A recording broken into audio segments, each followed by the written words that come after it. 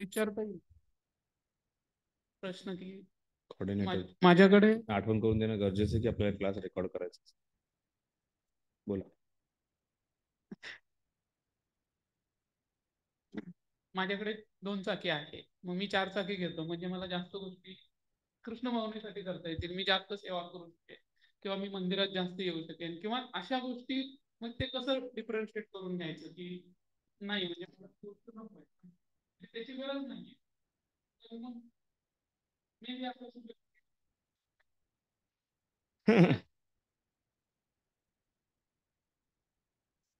म्हणजे जीवनावश्यक आहे का हे तर आपल्याला माहिती, तुम्हीच उत्तर दिलं, तुमच्या प्रश्नातच उत्तर आहे. हे जीवनासाठी आवश्यक आहे की नाही.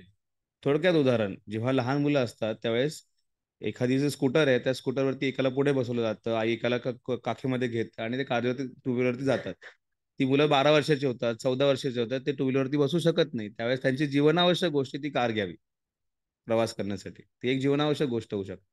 मग त्या कारमध्ये तो मारुती घेतोय की तो मर्सिडीज घेतोय, आणि मग ते मर्सिडीज घेण्यासाठी तो अथक परिश्रम करतोय का, कारण माझ्या पत्नीची इच्छा आहे किंवा माझ्या मित्रांनी घेतली म्हणून मी घेणार आहे.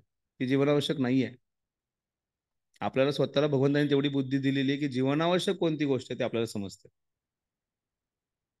आपल्या घरामध्ये 3 वेळा जेवणासाठी आहे की नाही, योग्य प्रकारचं अन्न मिळतंय की नाही, योग्य प्रकारे भगवंतांची सेवा होते की नाही, त्या गोष्टी म्हणजे जीवनावश्यक. असं म्हणत नाही की बाबा प्रत्येक ठिकाणी साधी राहणी म्हणजे उच्च विचारसरणी, म्हणजे साधं राहणं म्हणजे काहीतरी सकाळी पण डाळ खिचडी खायची, दुपारी पण खिचडी खायची आणि संध्याकाळी पण खिचडी. त्याला जीवनावश्यक म्हणू शकत नाही. घरामध्ये जेव्हा पती म्हणून तुम्ही कार्यकर्तव्य करता त्यावेळेस पत्नीच्याही इच्छांची पूर्ती करणं गरजेचं आहे. साधी राहणी उच्च विचारसरणी म्हणजे तिने पत्नीने कसल्याही प्रकारच्या सोन्याची अपेक्षा करू नये, पत्नीने कुठेही बाहेर जाण्याची अपेक्षा करू नये, पत्नीने कोणत्याही तुमचं उदाहरण नाही देते. असं नाहीये. गृहस्थ जीवनामध्ये पुरुषाने सुद्धा स्त्रीच्या ज्या काही आवश्यकच्या गोष्टी आहेत त्याही पूर्ण करणं गरजेचं आहे. यालाही जीवनावश्यक म्हणू शकतो आपण, जेणेकरून तुमचं गृहस्थ जीवन व्यवस्थित आहे. पण त्यानंतर दोघांनाही, पतीने आणि पत्नीला, हेही समजणं गरजेचं आहे की आपण जीवनावश्यक गोष्टींचा तो जो आपला बाउंड्री आहे ती वाढवतोय की तो आपण त्याच्यात ती नियोजित गोष्टीतच राहतोय, आपण ते पाहणं गरजेचं आहे.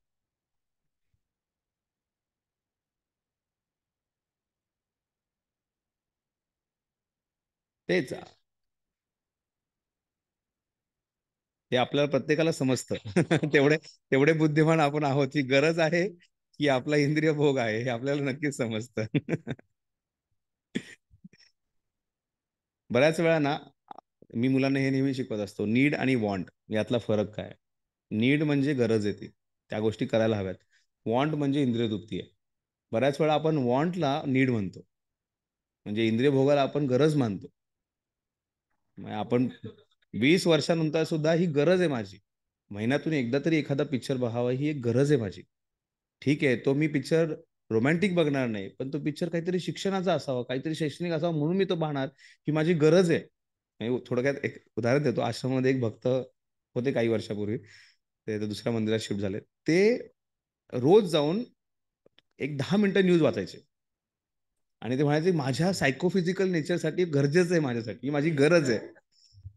आता त्या बातम्या नाही वाचल्या, आता सध्याच्या परिस्थितीमध्ये कोरोना किती वाढला आहे, कुठल्या देशात वाढला आहे, हे मी न वाचता मला कळालेलं आहे, कारण कोणी ना कोणीतरी येऊन सांगतच. बऱ्याच काही गोष्टी आहेत ज्याच्या अर्थ ह्या गोष्टी कळतात. त्यासाठी वेगळा प्रयत्न करायची गरज नाही. पण आपण काय म्हणतो, अतिशय प्रयत्न करतो आणि त्याला त्याच्यावरती अंथरून घालतो काय, ही माझी गरज आहे. कितीही ती गोष्ट घातक असेल तरी ती माझी गरज आहे हे सांगू नका. एखाद्या व्यक्तीला डायबिटीस आहे, आणखीन एक उदाहरण आहे, डायबिटीसचं उदाहरण आहे.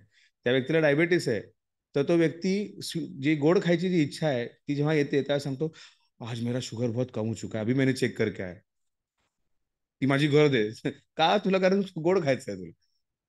तर अशा प्रकारे आपल्या इंद्रिय तृप्तीसाठी आपण ते त्याला त्या वॉन्टला नीड बनवतो.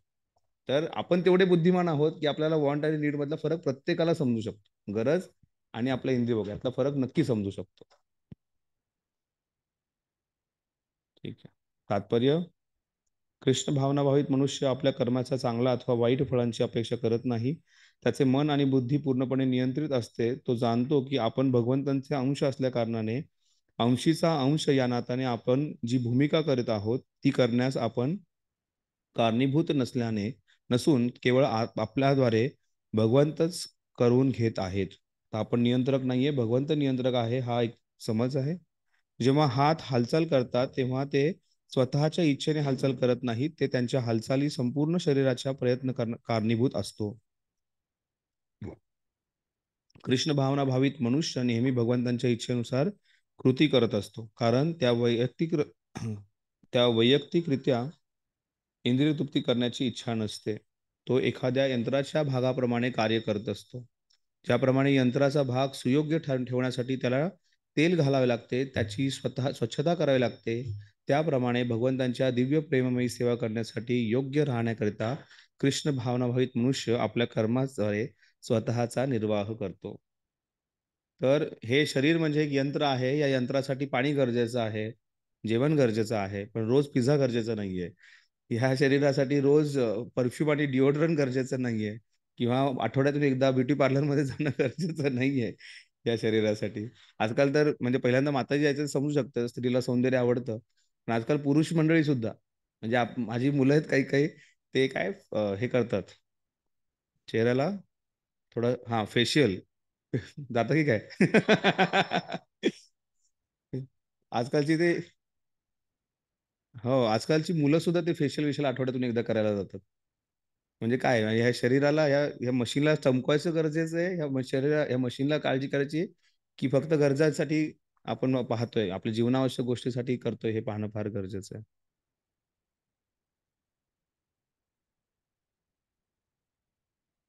हम्म? कित्येक जण विचारतात, पण सध्या मी एक 10-12 दिवसापूर्वी लिअँडर पेसला भेटलो मी. लिअँडर पेस माहिती असेल ना, जो टेनिस प्लेअर, जो आपल्या आपल्या काळातला जो टेनिस प्लेअर होता. तर त्याला भेटल्यानंतर त्याचं पहिली गोष्ट, आपके चेहरे के ऊपर जो ग्लो है, व्हाट इज दैट, क्या है वो? किस वजह से आते हैं आप लोगों के चेहरे? मैं जो भी इस्कॉन के भक्तों को देखता हूँ, सबके चेहरे के ऊपर एक विशेष तेल होता है, कहाँ से आता है? कौन सा क्रीम? में क्रीम नहीं लगाते हम लोग। बिना क्रीम का ही आता है वो. एनिवे, बहुत ही वॉज व्हेरी पॉझिटिव्ह. त्याला बरंच काही शिकण्याची इच्छा आहे, तो मंदिरात येणार आहे, भगवद्गीता शिकायची त्याची इच्छा वगैरे आहे. एखाद्या पशुप्रमाणे त्याचा आपल्या स्वतःच्या शरीरावरही अधिकार नसतो. एखाद्या पशुच्या निष्ठुर मालक आपल्या ताब्यातील जनावराची कधी-कधी हत्या करतो, पण तरीही ते जनावर प्रतिकार करीत नाही. तसेच त्या जनावराला कोणतेही वास्तविक स्वातंत्र्य नसते. आत्मसाक्षात्कारामध्ये पूर्णपणे संलग्न झालेल्या कृष्णभावनावित मनुष्याकडे भौतिक गोष्टीद्वारा मिथ्या दावा करण्यासाठी वेळ नसतो. प्राणरक्षणकरिता आवश्यक पैसा प्राप्त करण्यासाठी त्याला वाममार्गाचा अवलंब करावा लागत नाही. म्हणून या भौतिक पापांनी तो दूषित होत नाही. आपल्या सर्व कर्मबंधनातून तो मुक्तच राहतो. तर जर व्यक्ती जीवनावश्यक वस्तूंसाठी जर फक्त कर्म करत असेल, तर त्याला कुठल्याही प्रकारचं पाप करायची गरज नाही. चोरी करणं गरजेचं नाहीये, फसवणूक करणं गरजेचं नाहीये, कोणाचा खून करणं गरजेचं नाहीये, किंवा कोणत्याही नियमांचं उल्लंघन करून कर्म करण्याची गरज नाहीये त्याला. त्या व्यक्तीला फक्त आपलं जीवनावश्यक वस्तूंसाठी जीवन काय जीवन व्यतीत करण्यासाठी जे काही गरजेचं आहे तेवढंच त्यांनी कर्म करावं. याचा कधी-कधी काही भक्त गैरसमजही करून घेतात आणि त्यामुळे सर्व गोष्टींचा त्याग करण्याचा प्रयत्न करतात. आणि त्यामुळे विशेष करून गृहस्थ जीवनामध्ये ह्या गोष्टीची अडचण होऊ शकते. त्यामुळे योग्य मार्गदर्शनाखाली आपल्या योग्य वरिष्ठांना विचारूनच कोणत्याही गोष्टीचा निर्णय घेणं योग्य असतं. बऱ्याच वेळा व्यक्ती असा विचार करतो, अपरिपक्व स्थितीमध्ये तो विचार करतो, की मी ह्या सर्व गोष्टींचा त्याग करेल. त्यामुळे त्याग केल्यानंतर मग त्याला काही 5-10 वर्षानंतर समजतं, की हे चुकीचा त्याग होता. जसं ते आपण पाहतो ना, प्रभुपादांचे एक शिष्य 64 माळा जप करण्यासाठी सर्व सेवा वगैरे त्याग करून वृंदावनला निघून गेले, आणि त्यानंतर काही वर्षानंतर ते पेट्रोल पंपावर सापडले. तर त्यांनी कृष्ण भक्तीचा त्याग केला. अशी चूक होऊ शकते. त्यामुळे योग्य मार्गदर्शनाखाली अशा प्रकारच्या गोष्टी करणं गरजेचं आहे. आपल्याला जर समजत नसेल ते जीवन आवश्यक आहे की नाही, आपल्या वरिष्ठांना विचारावं, हे महत्वाचं. श्लोक क्रमांक 22. यदृच्छा लाभ संतुष्ट द्वंद्वातीतो विमत्सरः समसिद्धावसिद्धौ च कृत्वापि न निबद्धते. जो सहजपणे होणाऱ्या लाभाने संतुष्ट असतो, जो द्वंद्वांपासून मुक्त आहे आणि मत्सर करत नाही, तसेच जो यशापयशांमध्ये स्थिर असतो, तो जरी सर्व प्रकारची कर्मे करीत असला तरी त्यामुळे कधीच बद्ध होत नाही. द्वंद्वाबद्दल कुठे कुठे वर्णन आले आतापर्यंत?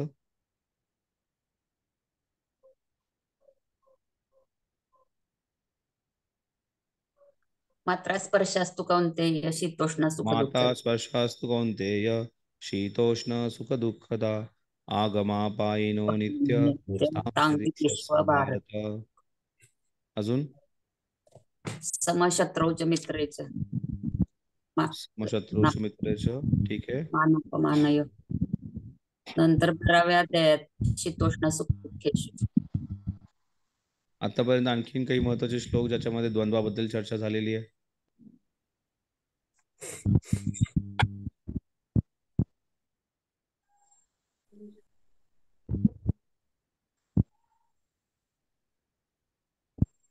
ठीक आहे. होमवर्क पुढच्या 2 दिवसामध्ये तुम्हाला हे शोधायचं आहे आणि मला व्हॉट्सअप करायचं आहे श्लोक आणि काय प्रभूजी दुसऱ्या अध्यायातला 56वा श्लोक.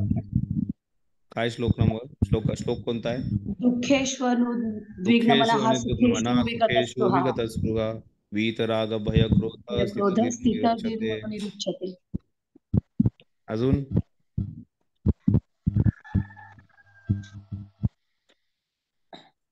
सुख दुःखे समे कृत्वा लाभालाभो जयाजय.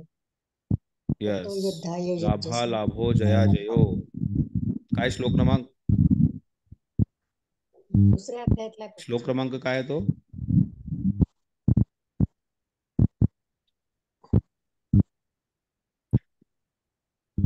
ठीक आहे. 38. 38. माझा व्हॉट्सअप नंबर आहे 9552522424. मंगळवारी संध्याकाळी 7 वाजेपर्यंत प्रश्नाचं उत्तर मिळायला हवं. ह्या प्रश्नासाठी तुम्हाला भगवद्गीतेच्या पहिल्या युनिटमध्ये 20 मार्क आहेत.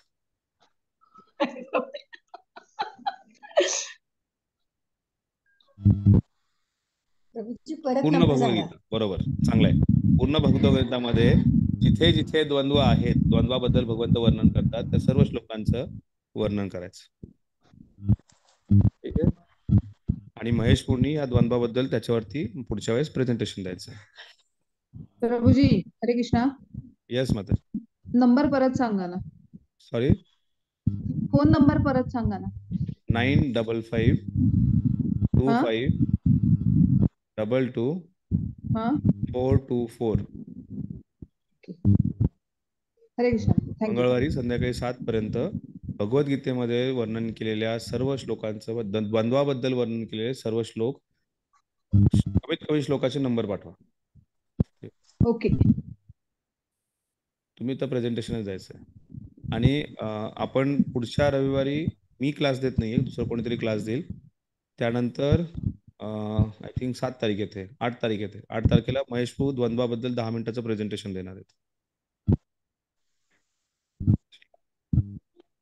आणि व्हॉट्सअप फक्त मलाच करायचं, ग्रुपमध्ये करू नका.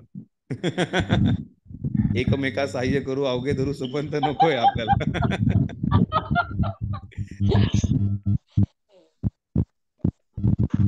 ठीक आहे.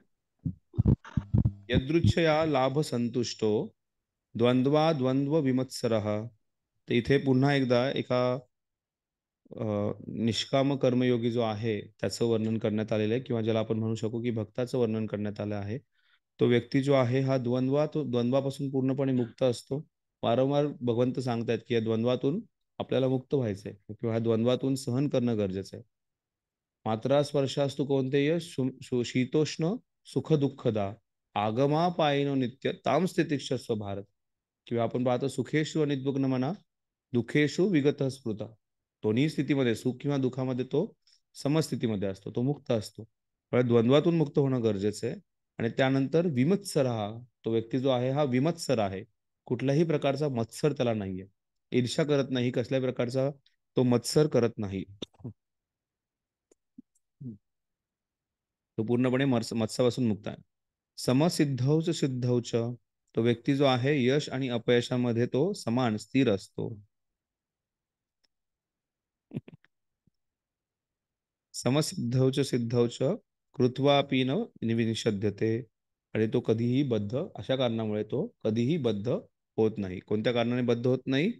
तो व्यक्ती जो आहे हा सहजपणे होणाऱ्या लाभातून संतुष्ट होतो. कुठल्याही जास्त अतिशय परिश्रम करण्याचा प्रयत्न करत नाही, जास्त लाभाच्या पाठीमागे लागत नाही. सहजपणे जो काही लाभ होतो त्यातून तो संतुष्ट असतो. म्हणजे तो काय आहे? तो व्यक्ती जो आहे तो तृप्त व्यक्ती आहे. नित्यतृप्त जो शब्द आपण पाहिला होता. नंतर तो द्वंद्वातीत आहे. तो द्वंद्वातीत आहे, म्हणजे द्वंद्वातून तो मुक्त आहे. असा व्यक्ती आहे जो विमत्सर आहे, तो मत्सरापासून मुक्त झालेला आहे.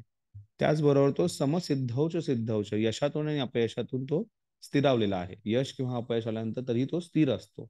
असा व्यक्ती न कृत्वानी न निबध्यते, कसल्याही बंधनात तो व्यक्ती अडकत नाही. तात्पर्य, कृष्ण भावनावित मनुष्य हा आपल्या शरीराचे पालनपोषण करण्यासाठी सुद्धा विशेष प्रयास करीत नाही. तो सहजपणे प्राप्त होणाऱ्या लाभामध्ये संतुष्ट असतो. तो कशाचीही याचना करत नाही आणि किंवा कुणाकडून उसनेही घेत नाही. तर आपल्या कुवतीनुसार प्रामाणिकपणे कष्ट करतो आणि आपल्या प्रामाणिक कष्टाने जे काही प्राप्त होते त्यात तो संतुष्ट असतो. म्हणून तो आपल्या उदरनिर्वाहाच्या बाबतीत स्वतंत्र असतो. तो आपल्या कृष्ण भावनेच्या सेवेमध्ये इतर कोणत्याही सेवेचा अडथळा आणू देत नाही. तरीही भगवत सेवेप्रित्यर्थ भौतिक जगातील इंद्रियांपासून विचलित न होता कोणत्याही प्रकारचे कर्म करण्यास तो तत्पर असतो. शीत आणि उष्ण किंवा सुख आणि दुःख या रूपात भौतिक जगातील द्वंद्वांचा अनुभव येतो. कृष्ण भावनाभावित मनुष्य या द्वंद्वातीत असतो, कारण श्रीकृष्णांच्या संतुष्टी प्रित्यर्थ कोणत्याही प्रकारचे कर्म करण्यात त्याला संकोच वाटत नाही. म्हणून तो यश आणि अपयश दोन्हीमध्ये स्थिर असतो. जेव्हा मनुष्य दिव्य ज्ञानामध्ये पूर्णपणे स्थित होतो तेव्हाच ही लक्षणे प्रकट होतात. जेव्हा मनुष्य दिव्य ज्ञानामध्ये पूर्णपणे स्थित होतो, ज्ञानादी दग्ध कर्मानम, जेव्हा ज्ञानाच्या अग्नीद्वारे जेव्हा तो कर्माचं फळ जाळतो, कर्म बंधनातून मुक्त होतो. म्हणजे थोडक्यात जो जेव्हा ज्ञानाचा आधार घेऊन आपली भक्ती करण्याचा प्रयत्न करतो, कर्म करतो, तो व्यक्ती जो आहे हा दिव्य ज्ञानामध्ये स्थित असल्यामुळे हे लक्षणं प्रकट करतो. कोणती कोणती लक्षणं प्रकट करतो? विमत्सरा, इथे या श्लोकात सांगितल्यानुसार संतुष्ट, यदृच्छया लाभ संतुष्ट, संतुष्ट आहे, संतुष्ट, विमत्सर, द्वंद्वतीत मतलब द्वंद्वातून मुक्त, आणि विमत्सर हो गया, सम स्थिर. सम आहे कशामध्ये? यशापयशामध्ये. सिद्धो अवसिद्धो. सिद्ध असेल म्हणजे यश असो किंवा अपयश असो, या गोष्टीमध्ये तो स्थित आहे, स्थिर आहे. हा हा त्या गोष्टीमुळे तो ही सगळी लक्षणं प्रकट होतात, त्यामुळे तो बंद होत नाही, तो बंधनात अडकत नाही.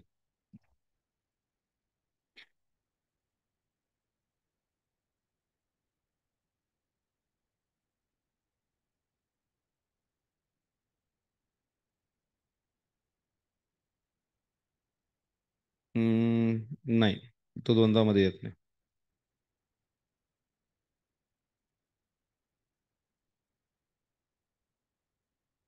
द्वंद्व नाही येते. विशेष करून द्वंद्वामध्ये भगवंत बऱ्याच ठिकाणी सांगतात की समान राहा, सहन करा, त्यातून कसं द्वंद्वातून बाहेर पडायचं ह्याच्याबद्दल सांगतात भगवंत. त्या गोष्टींबद्दल चर्चा आपण करतो. मी सिरियस मंगळवारपर्यंत नाही आले तर ह्या युनिट मधले 20 मार्क गेले. महेश भाऊ, तुमची ही जबाबदारी आहे की हा संदेश सगळ्यांपर्यंत पोहोच. आज काही भक्त नाही आहेत आपले, विनायक पूर्ण येते, द्वारकेला गेलेत ना त्यामुळे, आणि हे पण नाही आहेत. ह्या विनायकरूंचं काय ना आणि देते. गतसंगस्य मुक्तस्य, गतसंगस्य मुक्तस्य ज्ञान अवस्थित चेतसा यज्ञायाचरत कर्म समग्रम प्रविलीयते.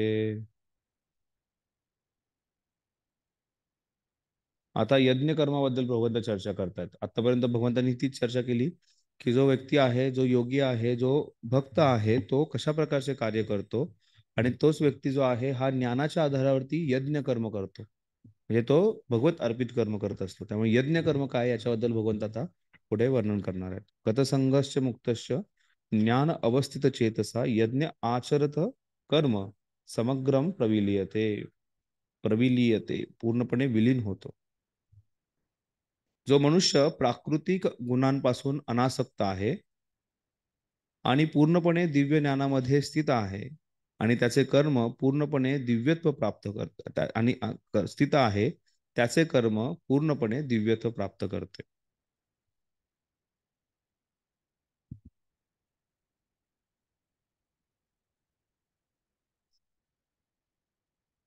तर जो योगी व्यक्ती आहे असा तो मनुष्य प्राकृतिक गुणांपासून अनासक्त असतो, त्याचबरोबर पूर्णपणे दिव्य ज्ञानामध्ये तो स्थित असतो आणि त्याचे कर्म पूर्णपणे दिव्यत्व प्राप्त करते. एक उच्च कोटीचा जो भक्त आहे त्याचं वर्णन इथे करतात की जो भक्त जो आहे पूर्णपणे अनासक्त असतोय, त्याचबरोबर तो जो व्यक्ती जो कर्म करतोय ते दिव्यत्व प्राप्त करते, जे दिव्य कर्म आहेत ते म्हणजे ते एक यज्ञ कर्म आहे. यज्ञ आचरित कर्म समग्रम प्रविलयते, ते दिव्यत्वाला प्राप्त करतात. जे काही यज्ञ आचरित कर्म आहेत ते दिव्यत्वाला प्राप्त करतात. आणि त्याचबरोबर गतसंगस्य मुक्तस्य, कुठल्याही प्रकारच्या गुणातून तो गुणांना तो आसक्त नसतो, तो मुक्त असतो. ज्ञान अवस्थित चेतसा, त्याची चेतना जी आहे ही ज्ञानाच्या अवस्थेत असते, पूर्णपणे ज्ञानावरती आधारित असते. तात्पर्य, पूर्णपणे कृष्ण भावनावित झाल्यामुळे मनुष्य सर्व द्वंद्वातून मुक्त होतो आणि याप्रमाणे तो प्राकृतिक गुणांच्या दोषांपासून मुक्त होतो.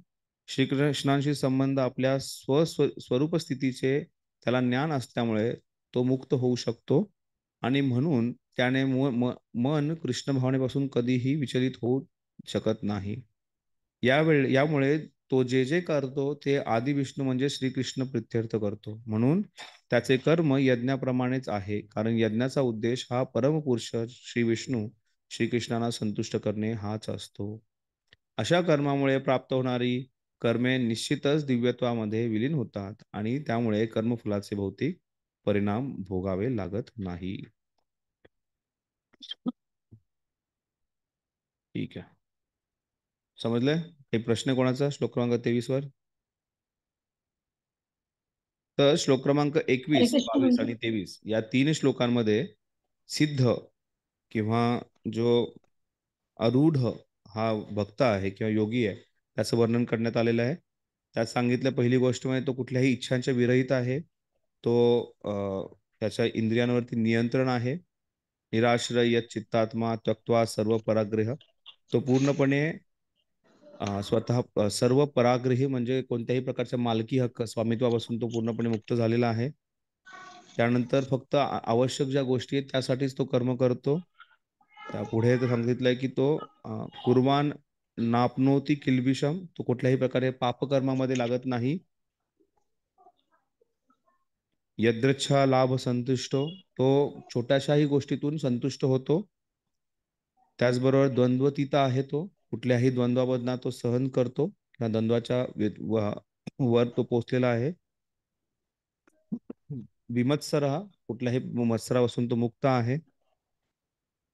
समह सिद्धौच अवसिद्धौच, तो कुठल्याही यश आणि अपयशातून तो स्थित आहे, समान आहे. त्याचबरोबर तो कुठल्याही प्रकारच्या कर्मबंधनात अडकत नाही. कर्तव्यम ना निबध्यते, कुठल्याही प्रकारच्या गुणांना, ज्या प्राकृतिक गुण आहेत सत्वगुण रजगुण तमगुण, यांना तो आसक्त होत नाही. त्याचबरोबर पूर्णपणे दिव्य ज्ञानामध्ये तो स्थित असतो.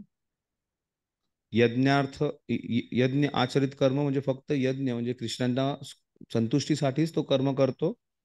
आणि नंतर समाग्रम प्रविलीयते, तो कुठल्याही प्रकारचा कर्मबंधनात अडकत नाही आणि त्याचे कर्म जे आहेत हे दिव्यत्वापर्यंत प्रलीयते प्राप्त करतो. त्याचे प्रत्येक कर्म जे आहेत ते दिव्यत्व प्राप्त करतात. त्याचे बरेच गुण जे आहेत किंवा हे बरेच स्तर जे आहेत ते स्तर सांगितलेले आहेत आपल्याला. ठीक आहे. श्लोक क्रमांक 24 हा फार छान श्लोक आहे.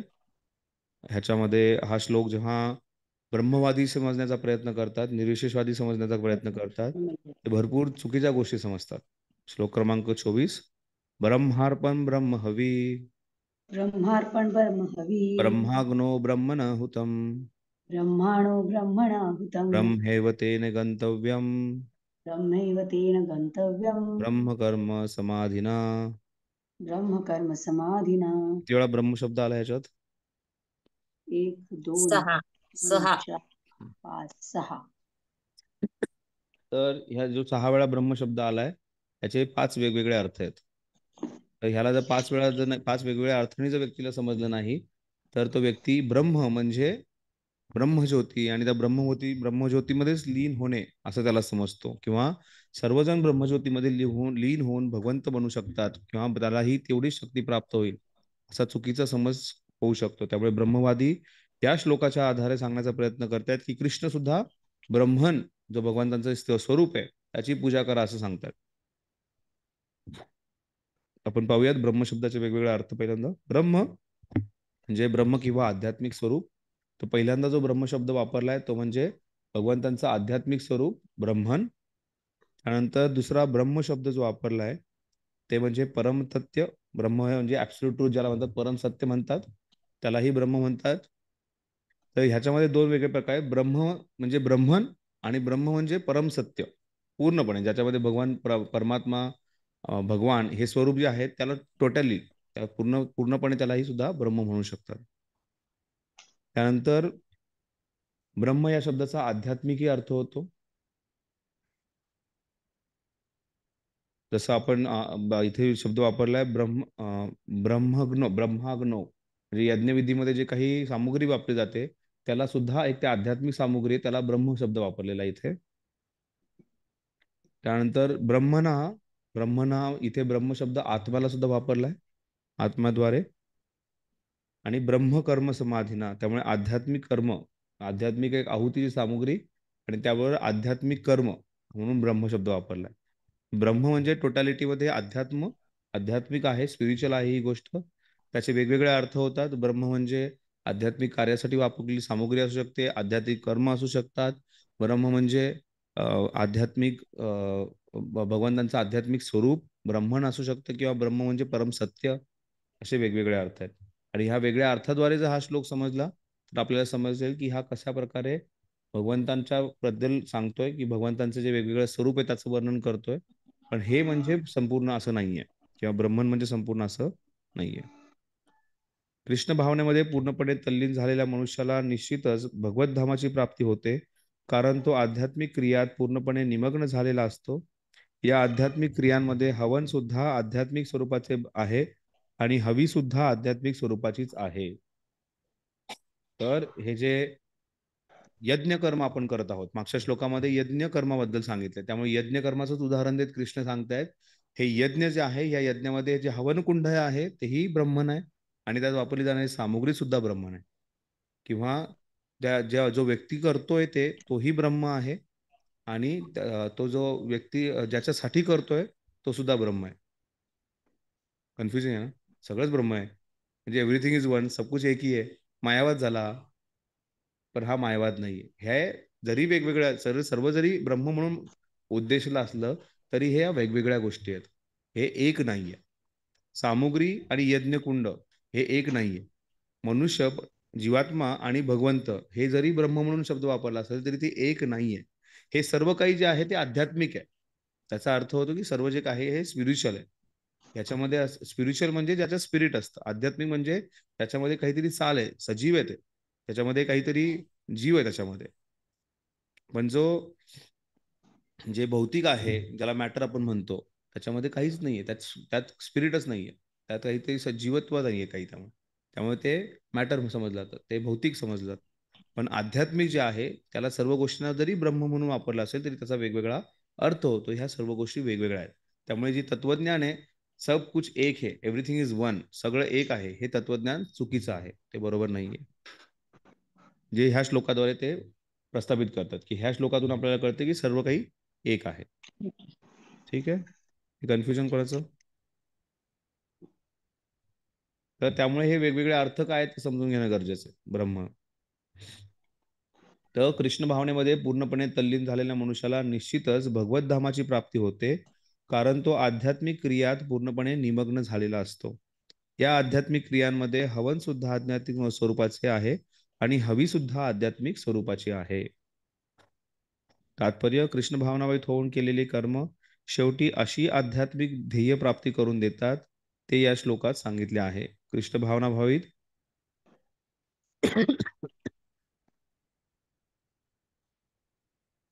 कृष्ण भावनाभावित अनेक विध कर्म आहेत आणि त्या सर्वांचे वर्णन पुढील श्लोकात करण्यात आले येईल.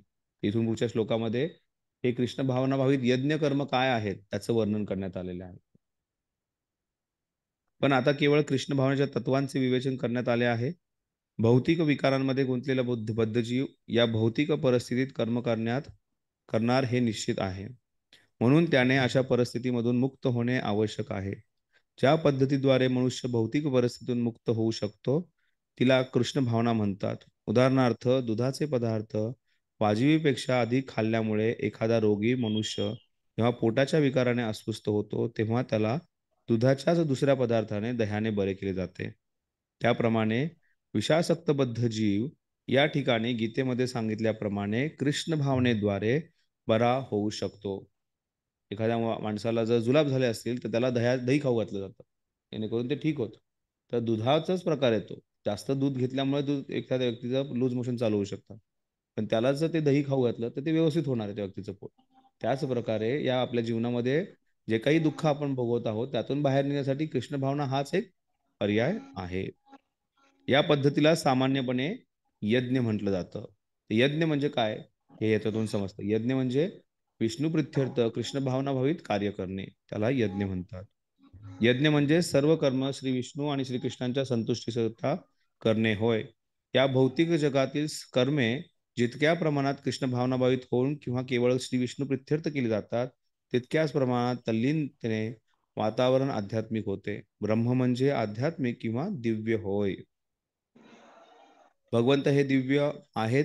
त्यांच्या दिव्य देहातून निस्पृह होणाऱ्या किरणांना ब्रह्मज्योती म्हटले जाते. हेच त्यांचे दिव्य तेज आहे. अस्तित्वातील सर्व गोष्टी ब्रह्मज्योतीमध्ये स्थित आहेत, पण जेव्हा त्या ब्रह्मज्योतीवर माया किंवा इंद्रियतृप्तीचे आवरण येते तेव्हा त्या ज्योतीला भौतिक म्हटले जाते. तर ब्रह्म म्हणजे आध्यात्मिक, पण जसंही त्याच्यावरती मायाशक्तीचं आवरण येतं, इंद्रियतृप्तीचं आवरण येतं, ते भौतिक होऊन जातं. हे भौतिक आवरण कृष्ण भावनेद्वारे तात्काळ काढून टाकता येते. याप्रमाणे कृष्ण भावने प्रित्यर्थ अर्पण केलेले हविद्रव्य हे हविद्रव्य ग्रहण करणारा प्रतिनिधी, हवनाची प्रक्रिया, हवी अर्पण करणारा आणि प्राप्त फळ या सर्वांचा समावेश म्हणजेच ब्रह्म किंवा परम सत्य होय. कोणत्या कोणत्या गोष्टीचं वर्णन आले इथे? हवी द्रव्य म्हणजे जे आपण आहुती देतो ते, हविद्रव्य ग्रहण करणारा प्रतिनिधी म्हणजे भगवंत, हवनाची प्रक्रिया, त्यानंतर हवी अर्पण करणारा म्हणजे व्यक्ती यजमान, आणि त्यानंतर त्यातून प्राप्त होणारं फळ. या पाचही गोष्टी ज्या आहेत त्या ब्रह्म आहेत, म्हणजे आध्यात्मिक आहेत. जेव्हा परमसत्य मायेने आच्छादित होते तेव्हा त्याचा पदार्थ म्हटले जाते.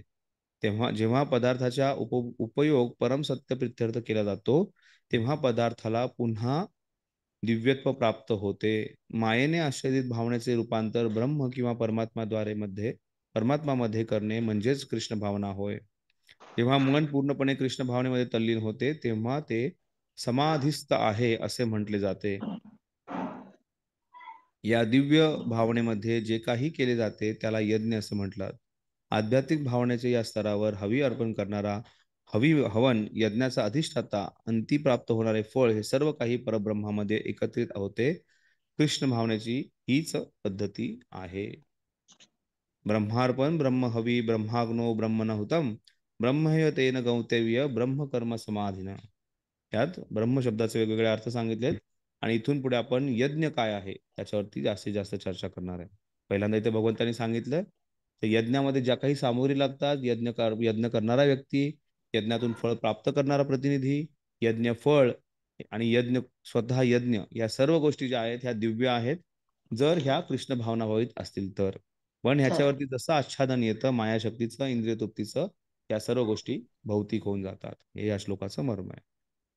हरे कृष्णा कृष्णा कृष्णा हरे हरे, हरे राम राम राम हरे हरे हरे।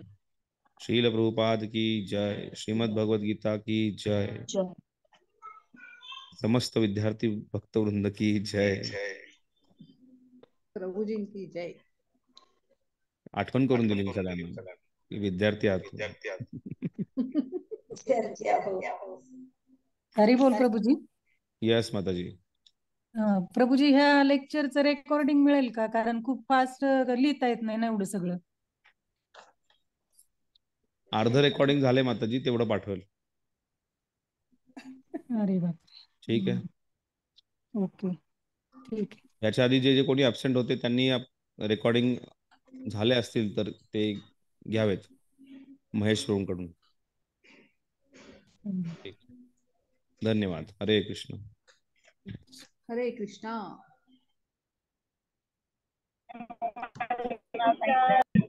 करून टाकूया. पुढच्या रविवारी 31 डिसेंबर आहे. मग काय भक्तांचा काय प्लॅन? Book distribution. मग पुढच्या रविवारी क्लास करायचा की नाही? प्रभूजी 2-3 क्लास मी मिस नाही, झाले, मी अहोबिलम यात्रेला चाललोय. झाले.